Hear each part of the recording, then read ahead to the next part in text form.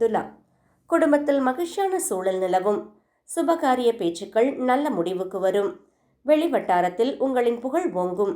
உத்தியோகத்தில் எதிர்பாராத இடமாற்றம் கிடைக்க வாய்ப்புள்ளது. அதிர்ஷ்ட எண் 7. அதிர்ஷ்ட திசை மேற்கு. வழிபாடு துர்க்கை அம்மனுக்கு மல்லிகைப்பூ சார்த்தி வழிபடவும்.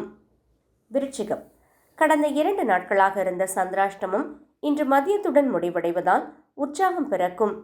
புதிய முயற்சிகளில் ஈடுபடலாம். சகோதர வழியில் இருந்த பிணக்குகள் நீங்கும். அதிர்ஷ்ட எண் 9. அதிர்ஷ்ட திசை தெற்கு. வழிபாடு ஆஞ்சநேயருக்கு வெற்றிலை மாலை சார்த்தி வழிபடவும். தனுசு, இன்று உங்களுக்கு சந்திராஷ்டமம் தொடங்குவதால் புதிய முதலீடுகளை தவிர்க்கவும். மற்றவர்களிடம் பேசும்போது வார்த்தைகளில் கவனம் தேவை. வாகன பயணங்களில் வேகம் வேண்டாம். அதிர்ஷ்ட எண் 3. அதிர்ஷ்ட திசை வடகிழக்கு. வழிபாடு தட்சிணாமூர்த்திக்கு மஞ்சள் மலர் சார்த்தி தியானிக்கவும். மகரம், வாழ்க்கை துணையின் ஆதரவு உற்சாகத்தை தரும். பங்கு சந்தை மற்றும் ரியல் எஸ்டேட் துறையில் இருப்பவர்களுக்கு லாபம் கூடும்.